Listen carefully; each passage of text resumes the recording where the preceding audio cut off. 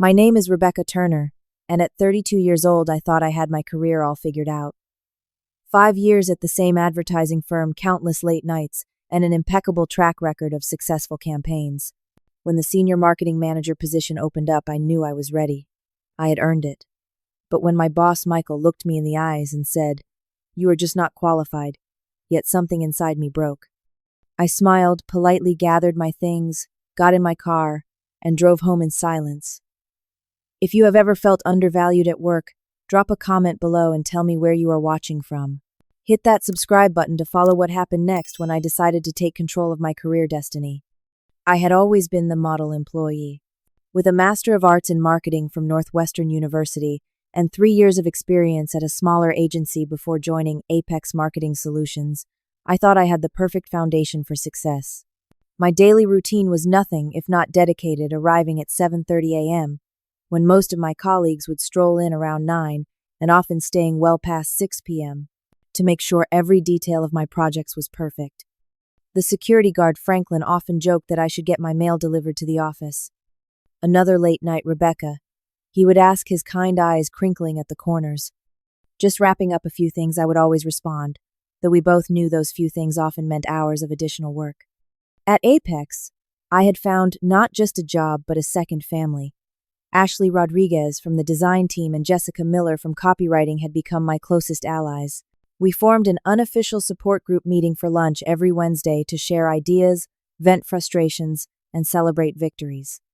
"I do not know how you do it," Rebecca Ashley would often say, shaking her head in amazement. "Michael gives you twice the workload of anyone else, and you still deliver better results." Jessica would nod in agreement. "That is because she is a machine. A brilliant, creative machine who runs on coffee and determination." Michael Thompson, my direct supervisor and the marketing director, was known throughout the company for his exacting standards. Tall, always impeccably dressed in tailored suits with salt and pepper hair that added to his authoritative presence, he intimidated most of the staff. He rarely gave compliments, believing that doing your job well was simply expected, not exceptional. Despite this, I had always felt we had a good professional relationship. He was demanding, yes, but I thought he was fair. When he would return my proposals with red marks covering every page, I took it as a challenge rather than criticism. My track record spoke for itself. The Riverside Mall campaign I spearheaded increased foot traffic by 35% in just 2 months, far exceeding client expectations. The Henderson Hotel rebranding I developed won the silver medal at the Regional Marketing Excellence Awards, bringing significant positive attention to our firm. I had a natural instinct for identifying what clients needed sometimes before they knew themselves. These successes did not come without sacrifices. I had missed my nephew Thomas's birthday party to complete the Henderson Hotel presentation. I worked through most weekends, much to the disappointment of my boyfriend Nathan, who supported my ambition but gently reminded me that life existed outside office walls. I had postponed our vacation plans to Maui twice due to urgent client demands. "The beach will still be there next month," I had told Nathan, though we both knew next month often became next season or next year. Nathan worked as an architectural engineer, so he understood professional dedication. With his sandy blonde hair and patient blue eyes, he had been my emotional anchor through the stresses of corporate life. We had been together for 3 years, living in our modest but comfortable apartment in the downtown area, close enough to both our offices that we could occasionally meet for lunch. "You know, there is more to life than climbing the corporate ladder," he would say during our rare quiet evenings together. I know I would reply, "But right now this is important to me. I want to prove myself." As my 5-year anniversary at Apex approached, I felt a growing restlessness. I had mastered my role, exceeded every metric, and was informally mentoring newer team members. I was ready for more responsibility, more challenges, and honestly more recognition for my contributions. When Janet Blackwell, the current senior marketing manager, announced her retirement, I felt a surge of excitement. Here was the opportunity I had been working toward. The position would mean overseeing multiple account teams, having direct input on company strategy, and finally having a seat at the leadership table. It would also mean a substantial salary increase, which Nathan and I had discussed could help us finally put a down payment on a house of our own. The news of the opening spread quickly through the office. By lunchtime, Ashley and Jessica had cornered me in the break room. "You are applying, right?" Jessica asked, her eyes wide with excitement. Of course she is, Ashley interjected before I could answer. And they would be idiots not to promote you. I am definitely interested, I admitted, trying to remain professional despite the flutter of anticipation in my chest. Throughout that day, several colleagues stopped by my desk to encourage me to apply, each one assuming I was the natural choice for the role. Their confidence bolstered my own. After 5 years of dedication, surely my moment had arrived. The application deadline was 2 weeks away, and I was determined to submit the most comprehensive and impressive package possible. I spent an entire weekend revamping my resume, carefully highlighting my achievements at Apex and quantifying the results of each major campaign I had managed. I updated my portfolio with professional photographs of billboard designs, magazine spreads, and digital marketing assets I had created. I reached out to Cynthia Palmer, my former supervisor from my previous company who had since become a respected marketing consultant. We met for coffee on a Sunday morning away from the prying eyes of Apex colleagues. The key is to show them not just what you have done, but what you can do, Cynthia advised, stirring her latte thoughtfully. They already know you are excellent at executing campaigns. Now you need to demonstrate you can lead the department into new territory. Taking her advice to heart, I drafted a vision statement for the marketing department, outlining innovative strategies I would implement if given the leadership role. I researched emerging trends in digital marketing and prepared case studies of how similar companies had successfully adapted to changing consumer behaviors. I scheduled a meeting with Samantha Wilson, our HR director, to discuss the position requirements in detail. Samantha had always been supportive of my career at Apex, occasionally dropping hints that I was considered a high-potential employee. The leadership team is looking for someone who can balance creative vision with practical business acumen, Samantha explained during our meeting. Janet built strong client relationships over the years, so her replacement needs to maintain those, while also bringing fresh perspectives. That sounds exactly like what I bring to the table, I responded confidently. In the evenings, Nathan helped me prepare for the interview, playing the role of Michael and other executives, asking challenging questions about my leadership style, future plans for the department, and how I would handle difficult client situations. You have got this, Rebecca, Nathan assured me, after one particularly grueling practice session. Just remember to breathe and be yourself. They would be fools not to see your value. Though he was encouraging, I could sense an underlying concern in his voice. Later that night, as we lay in bed, he broached the subject carefully. I am 100% behind you for this promotion, he said, tracing patterns on my arm. But I just want to make sure you know what you are signing up for. Janet was always working even more than you do now. I know, I acknowledged.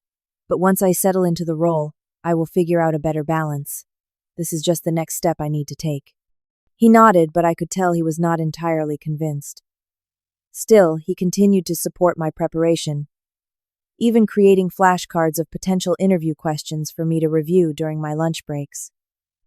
The interview day arrived, and I dressed in my most professional attire, a charcoal gray suit with a subtle pinstripe, a cream silk blouse, and my lucky sapphire earrings that had been a graduation gift from my parents.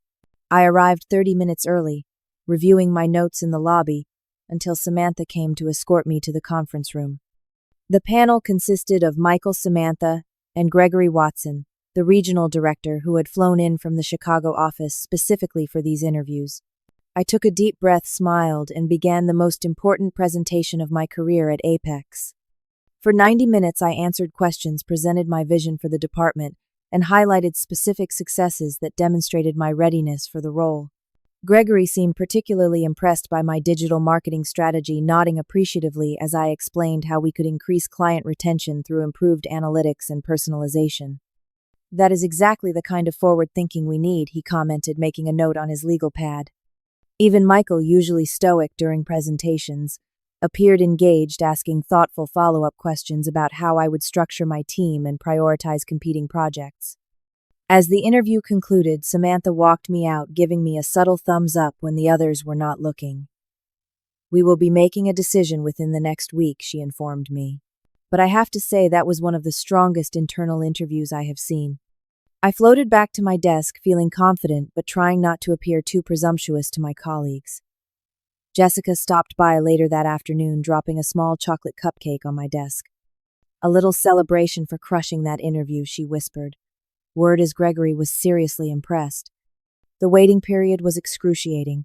I continued performing my regular duties with exceptional attention to detail, not wanting to give Michael any reason to doubt my professionalism. I stayed late each night, making sure all my projects were not just on track but ahead of schedule. 4 days after my interview, I noticed Michael having a closed-door meeting with someone I did not recognize. Through the glass walls of the conference room, I could see a young man in his early 30s confidently presenting something on his tablet. He had an easy charisma about him, gesturing animatedly as Michael nodded along. "That is Ethan Parker," Jessica informed me when I casually mentioned the meeting. "He is from Bellevue Strategic Marketing. Apparently, he is also interviewing for the senior manager position." My stomach tightened. I had assumed I was the frontrunner as an internal candidate, but the animated conversation between Michael and this Ethan person suggested otherwise. "Do not worry," Jessica assured me. "Everyone knows internal promotions make more sense. Plus, your track record here is untouchable." I nodded, but a seed of doubt had been planted. That evening, I researched Ethan Parker online, discovering he had an impressive resume with some high-profile clients, but fewer years of experience than I had. Still, his LinkedIn profile showcased several industry awards and speaking engagements at marketing conferences. The following days were tense. Michael seemed to be avoiding direct contact with me, communicating primarily through email, even though our offices were just down the hall from each other. I noticed more closed-door meetings with upper management and hushed conversations that stopped when I approached. Despite the growing anxiety, I maintained my professional demeanor. I refused to let uncertainty affect my work quality or attitude. If anything, I became even more meticulous, staying until 8 p.m. most evenings to ensure everything was perfect. A week after my interview, Samantha called to inform me that the decision was taking longer than expected. "These things sometimes require additional consideration," she explained vaguely. "We should have an answer by Friday." Friday could not come soon enough. Friday afternoon arrived with excruciating slowness. At 3:15 p.m., an email from Michael appeared in my inbox, asking me to meet him in his office at 4 o'clock. My heart raced as I read the brief message, searching for clues in his wording but finding none. I spent the next 45 minutes alternating between hope and dread, unable to focus on the client brief I was supposed to be reviewing. At precisely 4 o'clock, I knocked on Michael's door, my portfolio clutched to my chest like a shield. "Come in, Rebecca," Michael called, his voice giving nothing away. He was seated behind his imposing mahogany desk, glasses perched on the end of his nose, as he reviewed some document. He gestured for me to take a seat across from him without immediately looking up. I noticed he had already loosened his tie, something he usually did, only when delivering difficult news. "Thank you for coming in," he finally said, removing his glasses and fixing me with an unreadable expression. "I wanted to discuss the senior marketing manager position with you personally." I nodded, not trusting my voice.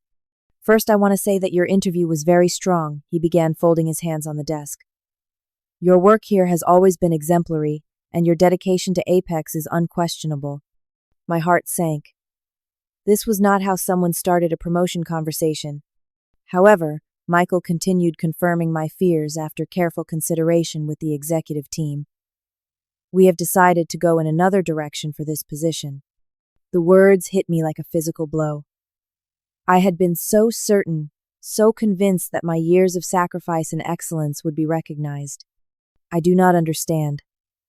I managed to say, proud that my voice remained steady despite the turmoil inside. "May I ask what qualifications I was lacking?" Michael shifted uncomfortably in his chair. "It is not that you lack qualifications exactly. You are just not ready yet, Rebecca. The senior manager role requires certain leadership qualities and strategic vision that comes with more diverse experience." "More diverse experience," I echoed, struggling to make sense of his vague explanation. "I have managed every type of campaign in our portfolio. My client satisfaction ratings are the highest in the department. I have consistently exceeded targets for 5 years." "Yes, and that is all excellent," Michael replied, his tone taking on a slightly patronizing edge that I had never noticed before. "But executing campaigns well does not necessarily translate to department leadership. We need someone who can take us in bold new directions." And I outlined several bold new directions in my presentation. I countered, fighting to keep accusation out of my voice. Gregory specifically commented on how forward-thinking my digital strategy was. Michael's expression hardened slightly. The decision has been made, Rebecca. Ethan Parker will be joining us as the new senior marketing manager starting next month. He brings fresh perspective from outside the company that we believe will benefit the whole team. Ethan Parker. So they had chosen the external candidate with less experience but a flashier resume. I felt my cheeks burning with the injustice of it all. I see, I said, though I did not see it all. And what specific experience does Ethan have that I lack? Michael's eyes narrowed almost imperceptibly. He has worked with a wider range of international clients and has demonstrated innovative approaches to integrated marketing campaigns. He also has experience managing larger teams. What Michael failed to mention was that Ethan had only been in the industry for 7 years compared to my 8, or that his larger teams were temporary project groups rather than consistent direct reports. I knew because I had thoroughly researched him after our brief glimpse in the conference room. In that moment, a disturbing thought occurred to me. Was Michael threatened by my capabilities? I had always assumed he supported my growth, but perhaps he preferred having me in a position where I made him look good without challenging his authority. Ethan, being new to the company, would be dependent on Michael's guidance, whereas I already knew the inner workings of Apex intimately. Thank you for the feedback, I said, my voice hollow even to my own ears. I appreciate your candor. This does not mean you do not have a future in leadership at Apex. Michael added, his tone softening in what seemed like an afterthought. We can discuss development opportunities to prepare you for the next opening, perhaps in a year or two. A year or two. After 5 years of exceptional performance, he was asking me to wait another couple of years for what I had already earned. The realization was like ice water in my veins. Of course, I replied automatically, years of professional conditioning preventing me from saying what I really thought. Is there anything else? Michael seemed relieved that I was taking the news so calmly. No, that is all. I expect you will help ensure a smooth transition when Ethan joins us. Certainly, I said, standing up on legs that felt strangely numb. Have a good weekend, Michael. I walked out of his office with my head held high, nodding politely to colleagues as I returned to my desk. With mechanical precision, I gathered my personal items, shut down my computer, and placed a few ongoing projects in my bag to review over the weekend just as I would on any normal Friday. Only when I was safely inside my car in the parking garage did I allow the mask to slip. Tears burned behind my eyes, but I refused to let them fall until I was safely away from Apex. I drove home in a state of shocked disbelief, replaying Michael's words over and over, searching for some explanation that made sense. The apartment was empty when I arrived home. Nathan was away on a 3-day business trip to Philadelphia, not due back until Sunday evening. In a way, I was grateful for the solitude. I did not want him to see me like this, shattered and questioning every career decision I had ever made. I dropped my keys and bag by the door and sank onto our sofa, finally allowing the tears to come.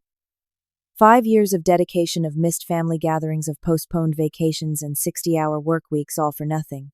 The betrayal cut deep, not just because I had been passed over, but because I had genuinely believed my work would speak for itself. My phone rang at 9:30 p.m. Jessica's name flashed on the screen. I considered ignoring it, but knew she would worry if I did not answer. Hey, I said, trying to sound normal and failing miserably. Oh, Rebecca, Jessica said, her voice full of sympathy. I just heard. This is complete garbage. Everyone is shocked. You know already, I asked, surprised news had spread so quickly. Samantha told me confidentially. She wanted me to check on you because she thought you might be upset. That was an understatement. I am fine, I lied. Just disappointed. It is more than disappointing, it is suspicious, Jessica replied, lowering her voice. Look, I probably should not tell you this, but there is office politics at play here. Gregory actually voted for you, but Michael convinced Andrew that bringing in fresh blood would revitalize the department. Andrew Miller was the company president, a figure I rarely interacted with directly. The knowledge that the regional director had supported me while my direct supervisor had not only deepened the sense of betrayal. Why would Michael do that, I asked, though I was beginning to suspect the answer. Jessica hesitated. Rebecca, you know how brilliant you are, right? Some of us have noticed that Michael often presents your ideas to upper management as collaborative efforts, or even as his own insights. if you became senior manager. He would lose his primary source of innovation, I finished for her. Exactly. Plus word is that Ethan is more of a yes man, eager to please and less likely to rock the boat. We talked for nearly an hour, Jessica's indignation on my behalf both comforting and fuel for my growing anger. By the time we hung up, the initial shock had given way to a simmering resentment. I spent the weekend alternating between doubt and determination. Had I really not been good enough, or had I been deliberately held back? Should I have been more vocal about my accomplishments instead of letting my work speak for itself? Had my dedication been mistaken for complacency? Sleep eluded me as I questioned every aspect of my professional identity. By Sunday night, when Nathan returned, I had worked myself into a state of exhaustion. "Rebecca, what happened?" he asked, the moment he saw me dropping his travel bag by the door and rushing to my side. I told him everything, the words pouring out in a jumbled mess of disappointment and anger. Nathan listened without interrupting, his expression darkening as I relayed Michael's vague explanations and Jessica's revelations about office politics. "That is unacceptable," he said when I finished. "After everything you have given to that company, they owe you more than empty promises about future opportunities." For the first time that weekend, I felt a clarity cutting through the emotional fog. Nathan was right. I deserved better than this. "I know what I need to do," I said, straightening my shoulders with newfound resolve. Monday morning arrived with a sense of purpose I had not felt since before the rejection. I woke up early, dressed in my most confident outfit, a navy blue power suit I reserved for client presentations, and spent extra time on my makeup to ensure no trace of the weekend's distress was visible. Before leaving for the office, I sat at our small dining table and drafted a resignation letter on my personal laptop. The words flowed easily, professional but direct.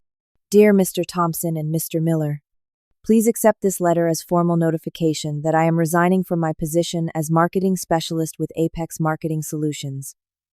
My last day will be Friday, August 26th, 2 weeks from today. I appreciate the opportunities for professional development that have been provided to me during the past 5 years. However, I believe it is time for me to pursue new challenges that align more closely with my career goals. I will do everything possible to ensure a smooth transition during my remaining time at Apex. Sincerely, Rebecca Turner." I printed the letter, placed it in a crisp envelope, and tucked it into my portfolio. Rather than heading directly to Apex, I drove to a small cafe several blocks away and called Allison Becker, a headhunter who had reached out to me on LinkedIn a few months earlier. To my surprise, she answered on the second ring. "Rebecca Turner, I was just thinking about you," Allison exclaimed. "How are things at Apex?" "Actually, I am considering new opportunities," I replied, surprising myself with how confident I sounded. "Is there any chance you have time to meet today?" Allison did not hesitate. "For you, absolutely. I have several clients who would be thrilled to speak with someone of your caliber. Can you do lunch?" We arranged to meet at noon, giving me just enough time to submit my resignation and clear my morning meetings.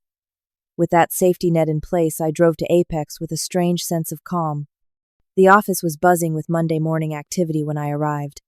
I nodded politely to colleagues but did not stop to chat as I usually would.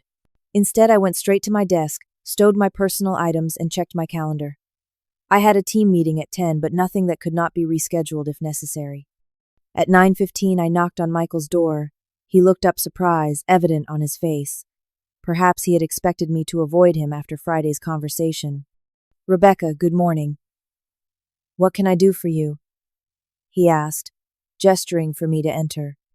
I closed the door behind me and approached his desk with measured steps. Without preamble, I placed the envelope in front of him. My resignation letter, I stated simply. My last day will be 2 weeks from Friday. Michael's expression morphed from surprise to alarm with almost comical speed. He did not immediately reach for the envelope, staring at it as though it might bite him. "Resignation," he repeated. "Rebecca, I understand you are disappointed about the senior manager position, but this seems like an overreaction." "It is not an overreaction," I replied calmly. "It is a professional decision based on careful consideration of my career goals." Now Michael picked up the envelope, opening it with uncharacteristic clumsiness. He scanned the brief letter, his frown deepening. This is very sudden, he said, looking up at me. I thought we agreed to discuss development opportunities for your future here. You suggested waiting another year or two for a promotion I have already earned. I corrected him. I have decided that my skills and experience would be better valued elsewhere. For a moment, Michael seemed genuinely flustered, a state I had never witnessed in him before. Look, perhaps I did not express myself clearly on Friday. You are an extremely valuable member of the team, Rebecca. We would hate to lose you over a misunderstanding. There is no misunderstanding, I assured him. I simply believe it is time for a change. Michael shifted tactics. What if we could offer you some incentives to stay? A salary increase, perhaps. Or leadership over special projects. I appreciate the offer, but my decision is made. At least tell me if you have accepted another position, he pressed. Maybe we can match or exceed their offer. I smiled politely. I have several promising opportunities to explore. Now, if you will excuse me, I need to prepare for the team meeting at 10. I turned to leave, but Michael's next words stopped me at the door. Before you make any final decisions, Andrew Miller would like to speak with you. He has a meeting free at 11. Would you be willing to hear him out? Andrew Miller, the company president, wanted to meet with me. This was unexpected. In 5 years, I had only spoken directly with Andrew a handful of times, usually at company events or when presenting major campaign results. I can meet with him at 11. I agreed, curiosity getting the better of me. Back at my desk, I conducted the team meeting with perfect professionalism, giving no indication that I had just resigned. Jessica caught my eye several times with questioning looks, but I gave a slight shake of my head, silently promising to fill her in later. At precisely 11 o'clock, I made my way to Andrew's corner office on the top floor. His assistant, Patricia, greeted me with a warm smile. Go right in, Rebecca. He is expecting you. Andrew Miller was a man in his mid-50s with a reputation for directness and fairness. He rose from behind his desk as I entered, extending his hand in greeting. Rebecca, thank you for making time to see me. Please have a seat. Once we were both seated, Andrew got straight to the point. Michael informed me of your resignation. Before you finalize that decision, I wanted to speak with you personally. I appreciate that, Mr. Miller, I responded. Please call me Andrew, he insisted. Now I understand there may be some disappointment regarding the senior manager position. That was certainly a factor in my decision, I acknowledged. Andrew nodded thoughtfully. I want to be transparent with you, Rebecca. I made a mistake in allowing Michael to have the final say in that hiring decision. This frank admission took me by surprise. I am not sure I understand. Andrew leaned forward, his expression serious. This is not the first time a promising female employee has left Apex after being passed over for promotion under Michael's supervision. I only recently recognized the pattern, and your resignation has confirmed my concerns. He opened a folder on his desk, revealing what appeared to be performance reviews and personnel records. Your work has consistently been exceptional. Gregory was quite adamant that you were the superior candidate for the position. I should have given his assessment more weight. My mind was reeling. This was not at all what I had expected from this meeting. I would like to offer you the senior marketing manager position, Andrew continued. Same responsibilities, same salary as was intended for the role. Additionally, I want to implement a formal mentorship program for emerging leaders with you as one of our first participants. What about Ethan Parker? I asked, finding my voice. Has he already accepted the position? We have made him an offer, but nothing has been finalized, Andrew replied. We can find another role for him if necessary. The offer was everything I had wanted just days ago, but now I felt conflicted. Would accepting the position under these circumstances undermine my authority? And what about my meeting with Allison scheduled for just an hour from now?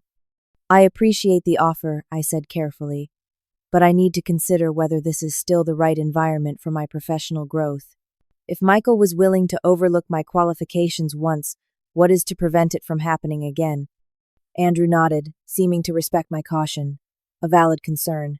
What if I told you that I am planning a restructuring of the marketing department, one that would have you reporting directly to me for the first 6 months in your new role? Now that was interesting. I would need more details about this restructuring before making any decisions. Of course, Andrew agreed. I can provide those this afternoon. In the meantime, would you be willing to hold off on finalizing your resignation? I thought about my lunch meeting with Allison. It would be foolish to close doors before fully exploring all options. I can give you until Wednesday morning for my final decision, I offered. Andrew smiled, extending his hand again. That seems fair. Thank you for your candor, Rebecca. It is exactly that kind of directness we need in leadership positions here at Apex. As I left Andrew's office, my mind was buzzing with new possibilities. The meeting with Allison took on a different dimension now, not just as an escape route, but as potential leverage in negotiations with Apex. I met Allison at an upscale restaurant a few blocks from the Apex building. She was already seated when I arrived, her professional attire and confident demeanor immediately putting me at ease. After brief introductions, she wasted no time getting down to business. I was thrilled to get your call, Rebecca, she said, opening a sleek portfolio. Your reputation in the industry is stellar. In fact, I already have a firm very interested in speaking with you. Really? Which one? I asked, genuinely curious. Bradley and Associates, she replied, watching my reaction carefully. They are looking for a creative marketing director to oversee their luxury brands division. Based on your portfolio and the campaigns you have managed at Apex, you would be perfect. Bradley and Associates was one of Apex's main competitors, larger and with more prestigious clients. The position she mentioned would be a significant step up from my current role, possibly even better than the senior manager position I had been denied. I would definitely be interested in learning more, I told her. Allison smiled. Excellent. Their creative director, Stephanie Chen, is available to meet with you tomorrow afternoon if that works for your schedule. By the time our lunch concluded, I had a firm appointment with Bradley and Associates and a much clearer picture of my market value. Allison had casually mentioned that the salary range for the position was nearly 30% higher than what I currently earned at Apex, with additional benefits and bonuses. I returned to the office with renewed confidence. Instead of feeling desperate to escape Apex, I now saw myself as a valuable asset with options. This shift in perspective would prove crucial in the negotiations to come. That afternoon, Andrew sent me a detailed email outlining the proposed departmental restructuring. The changes were substantial.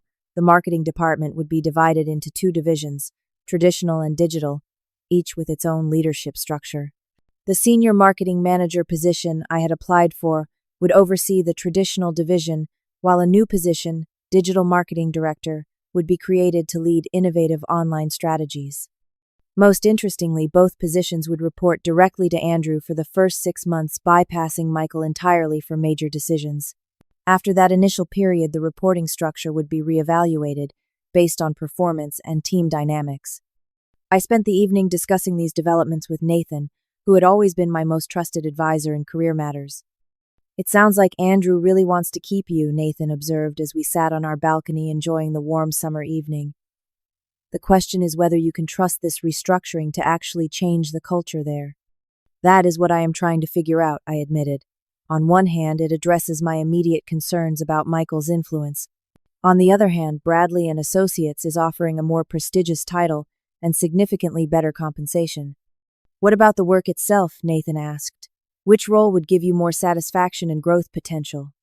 It was a thoughtful question, typical of Nathan's practical approach to decisions. I considered it carefully. The Bradley position would mean starting fresh, building new client relationships, and proving myself all over again, I mused. The Apex promotion would allow me to leverage existing relationships and implement changes I have been advocating for years. And which excites you more? He pressed. The truth was, despite my anger and disappointment, I still felt attached to the projects and people at Apex. The thought of seeing my long-term strategies finally implemented was undeniably appealing. I need more information before I can decide, I concluded. And I need to make sure I am negotiating from a position of strength. The next morning, I reached out to my mentor, Cynthia, for advice. We spoke by phone during my commute to work. This is actually an enviable position to be in, Cynthia noted after I explained the situation. 2 good options are better than none. The key is to use this opportunity to secure not just a better title or salary, but structural changes that will support your long-term success. What kind of structural changes? I asked. Clear advancement criteria for one, she suggested. Get everything in writing. If Andrew is serious about addressing the issues with Michael, he should be willing to formalize the new reporting structure and performance expectations. Armed with this advice, I attended my interview with Stephanie at Bradley and Associates that afternoon, having told Michael I had a dentist appointment. The interview went exceptionally well. Stephanie and I immediately connected over our similar approaches to client management, and her description of the company culture emphasized collaboration and recognition of achievement. Frankly, Rebecca, we have been hoping to lure you away from Apex for some time, Stephanie admitted as our meeting concluded. Your work on the Henderson Hotel campaign was exactly the kind of creative thinking we value here. By the end of the interview, I had a verbal offer for the creative marketing director position with formal paperwork to follow within 24 hours. Stephanie was disappointed when I explained I needed until the next morning to make my decision, but she understood the professional courtesy of giving Apex a final chance to counter. That evening, I called Ryan Davidson, a colleague from my previous company, who had successfully navigated a similar situation years earlier. Ryan had leveraged a competing offer into not just a promotion but a complete redefinition of his role. The secret is knowing exactly what you want and being willing to walk away if you do not get it, Ryan advised. Make a list of non-negotiables and nice-to-haves. Then stick to your guns on the non-negotiables no matter what. Following his suggestion, I created a detailed list of what I would need to stay at Apex. 1. The senior marketing manager position with salary matching Bradley's offer. 2. Direct reporting line to Andrew for at least 6 months. 3. Written criteria for future advancement opportunities. 4. Budget authority for my department without requiring Michael's approval. 5. Freedom to restructure my team, including promoting Jessica to team lead. With my conditions clearly defined, I scheduled a final meeting with Andrew for Wednesday morning. I arrived at his office at 9 a.m. Sharp, the formal offer from Bradley and Associates secured in my portfolio, alongside my list of requirements. Andrew greeted me warmly, seeming optimistic about our conversation. Have you had time to consider our offer, Rebecca? I have, I replied, seating myself across from him. And I have also received a competing offer that I am seriously considering. I briefly outlined the position at Bradley and Associates, including the title and compensation package. Andrew's expression remained neutral, but I noticed his fingers tapping lightly on his desk, a subtle tell that the information concerned him. That is certainly a generous offer, he acknowledged. But I hope you will give us the opportunity to keep you at Apex. You are a valuable asset to this company. I appreciate that, Andrew. I have given this a lot of thought, and I am prepared to withdraw my resignation under specific conditions. I presented my list of requirements, explaining each point clearly and concisely.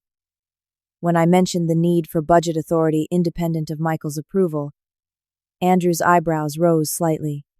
That would be a significant departure from our current structure, he noted. It is necessary if I am to lead effectively, I countered.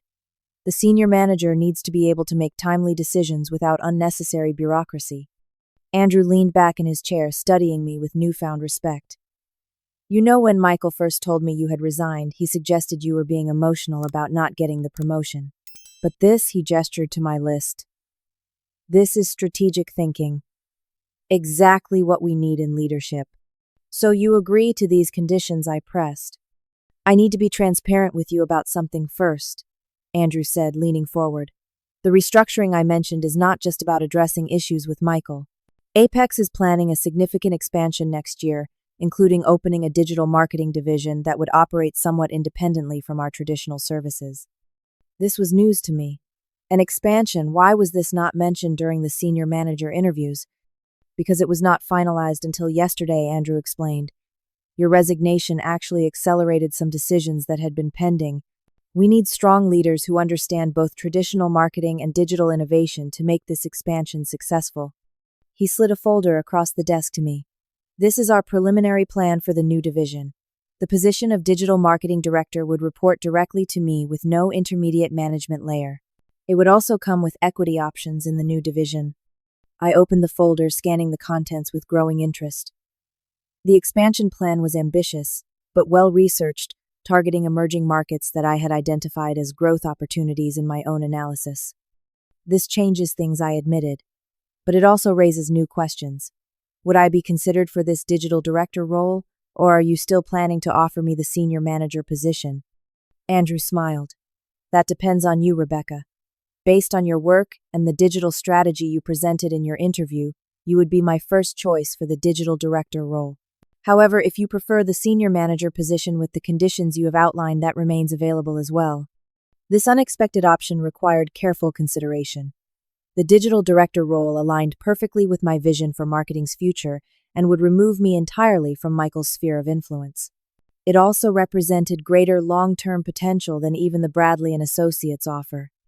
I would need complete transparency about advancement criteria and performance expectations for either role, I said, returning to one of my key conditions. Absolutely, Andrew agreed. In fact, I propose we establish formal criteria not just for your position but for all leadership roles. It is past time we implemented more objective promotion standards. By the end of our meeting, we had reached an agreement that exceeded my original expectations. I would accept the digital marketing director position, reporting directly to Andrew with a compensation package that matched Bradley's offer plus equity options in the new division. Most importantly, I would have the authority to build my team from the ground up, including bringing Jessica over as my second in command if she was interested. One last thing I said as our meeting concluded. What happens with Michael in this new structure? Andrew's expression turned serious. Michael will continue to oversee traditional marketing but with more oversight from me. Your feedback, along with similar concerns from others, has made it clear that we need to address some management issues. That process has already begun. As I left Andrew's office, I felt a profound sense of vindication mixed with excitement for the future. What had begun as a devastating rejection had transformed into an opportunity far beyond what I had initially sought. My first day as digital marketing director dawned with a mixture of excitement and apprehension. Andrew had announced my new position and the upcoming expansion in a company-wide email the previous afternoon, generating a flurry of congratulatory messages from colleagues. Even more satisfying was Jessica's enthusiastic acceptance of my offer to join the digital division as team lead. The morning began with a leadership meeting in the main conference room. I arrived early, selecting a seat that would position me as a peer to the other department heads, rather than a subordinate. Michael entered last, his expression tightening momentarily when he saw me already engaged in conversation with Gregory, who had returned for the expansion announcement. Congratulations on the new position, Michael said stiffly as he took his seat across from me. It certainly came together quickly. Thank you, I replied with professional courtesy. I am looking forward to building the new division. Andrew began the meeting by outlining the expansion plans in greater detail than I had previously seen. The digital division would initially focus on 3 key areas: social media management, content marketing, and data analytics. My team would start small, but grow rapidly over the next 6 months as we brought on new clients specifically seeking these services. Rebecca will be reaching out to each department to identify team members who might be interested in transitioning to the digital division, Andrew explained. This is an opportunity for internal growth and development that aligns with our commitment to recognizing talent within Apex. I could almost see Michael's jaw clenching at this thinly veiled reference to the issues that had precipitated these changes. Throughout the meeting, he maintained a professional demeanor but avoided direct interaction with me whenever possible. The weeks that followed were a whirlwind of activity. I secured a dedicated space for the digital team on the 4th floor, away from the traditional marketing department on the 3rd. Jessica and I worked late into evenings, planning our staffing strategy, identifying promising talent both within Apex and from outside connections. You know, Alan from the creative team has been taking coding classes at night, Jessica mentioned during one of our planning sessions. He mentioned wanting to move into more technical marketing roles. Perfect, I noted, adding his name to our recruitment list. And what about Heather from client services? She has excellent analytical skills. By the end of the first month, we had assembled a core team of 6 talented individuals who shared our vision for data-driven, innovative marketing strategies. The energy in our newly renovated space was palpable, a stark contrast to the more hierarchical atmosphere that pervaded Michael's department. Our first major challenge arrived unexpectedly in the form of client poaching. The Henderson Hotel, one of Apex's most prestigious accounts, and one I had personally managed, suddenly requested a meeting with Andrew to discuss their contract. They are considering moving their business to Blackwood Media, Andrew informed me, referring to another competitor. Apparently, they have concerns about consistency in their marketing strategy going forward. That is strange, I replied, frowning. Henderson has always been extremely satisfied with our work. Their last satisfaction survey showed 95% approval. That is why I would like you to join me for the meeting, Andrew said. You have the strongest relationship with their team. The meeting with Henderson's marketing director, Laura Foster, revealed a disturbing development. We were told that with the new digital division, our account would be handed off to less experienced team members, Laura explained. Given the success of our previous campaigns that made us nervous about maintaining quality, who provided you with that information, I asked, though I already suspected the answer. Michael Thompson reached out to us directly, Laura confirmed. He suggested that your new role would prevent you from giving our account the attention it deserves. Andrew's expression darkened as he exchanged glances with me. I can assure you that is not the case, he told Laura. In fact, we were planning to offer Henderson Hotel enhanced services through a collaborative approach between our traditional and digital teams, with Rebecca maintaining oversight of the strategic direction. By the end of the meeting, we had not only retained Henderson as a client, but expanded their contract to include new digital services. However, the incident made it clear that Michael was actively working to undermine my position. Rather than confronting Michael privately, I decided to address the issue head-on in the next leadership meeting. When Andrew opened the floor for department updates, I seized the opportunity. Before I share our digital division progress, I want to clarify something important. I began my voice steady as I met the eyes of each person around the table. There seems to be some confusion about client management during this transition. To be absolutely clear, all existing client relationships will be maintained, with their current account managers, with digital services offered as enhancements rather than replacements. I turned directly to Michael. This means no client should ever be told they will receive less experienced support or attention. That kind of miscommunication damages our company reputation and client trust. Michael's face flushed with anger, but with Andrew and the entire leadership team watching, he could only nod stiffly. Of course. Perhaps there was a misunderstanding in my conversation with Henderson. I am sure we can avoid such misunderstandings in the future through better interdepartmental communication. I replied pleasantly, before launching into my prepared update on the digital division's progress. After the meeting, Andrew pulled me aside. Well handled, he said quietly. Just be prepared. Michael is not going to take this restructuring lying down. I am counting on it, I responded. The more he resists collaboration, the more obvious the problem becomes. Over the next several months, I documented every instance of Michael's attempts to undermine the digital division, redirecting potential internal transfers, delaying approvals for collaborative projects, even attempting to take credit for a successful social media campaign that my team had developed for a major retail client. Rather than engaging in petty office politics, I focused on building a department that delivered measurable results.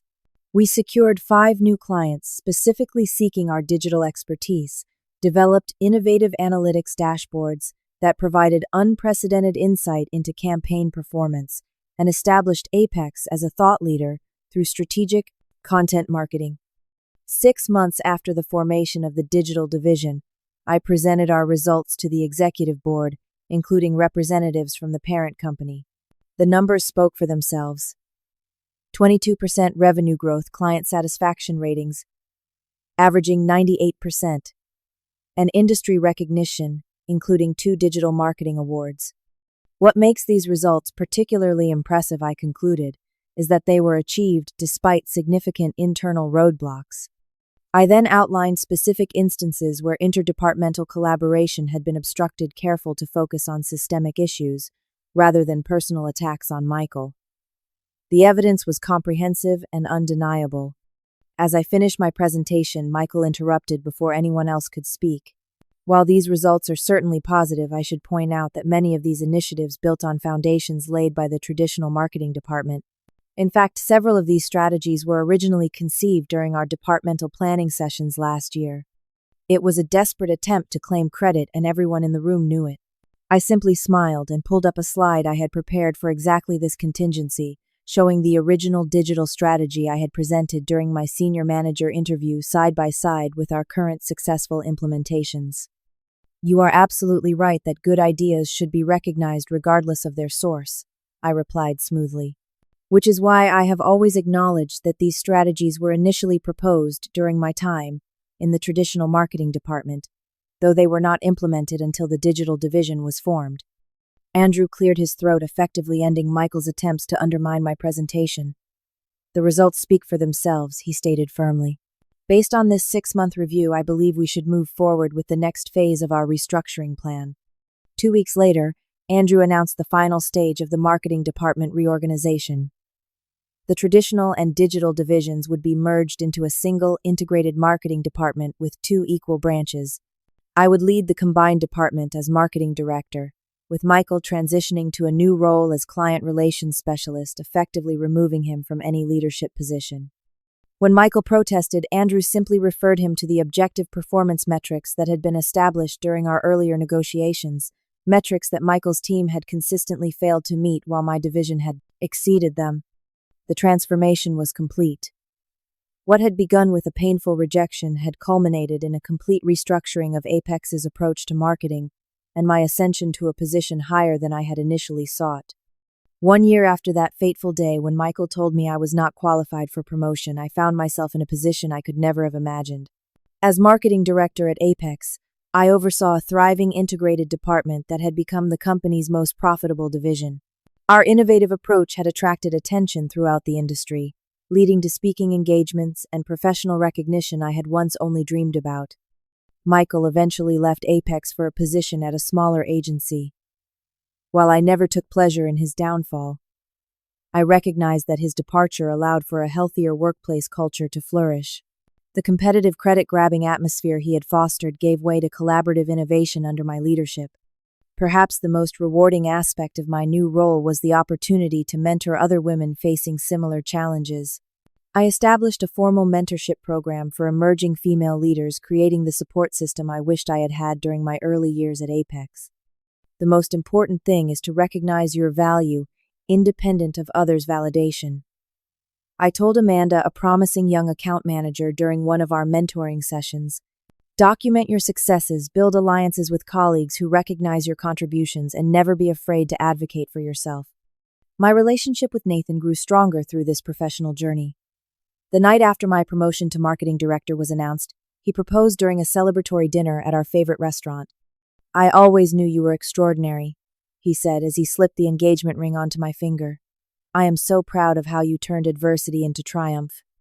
We purchased our first home 3 months later, a charming colonial with enough space for the home office I had always wanted and room for the family we hoped to build together. The work-life balance I had once thought impossible became a priority, not an afterthought. Looking back on that painful rejection meeting with Michael, I realized it had been a disguised blessing. Had I received the senior manager position I initially sought, I might have continued in the same pattern of overwork and under-recognition for years, always trying to prove my worth to someone determined not to see it. The difficult lesson I learned was that workplace value is not just about performance and results. Office politics, personal insecurities, and systemic issues all play roles in how contributions are recognized and rewarded. Understanding this reality did not mean becoming cynical, but rather becoming strategic about how to navigate these waters without compromising my integrity. I also learned that sometimes staying and fighting for change can be more rewarding than walking away. It would have been easier to accept the position at Bradley and Associates, leaving Apex's problems behind.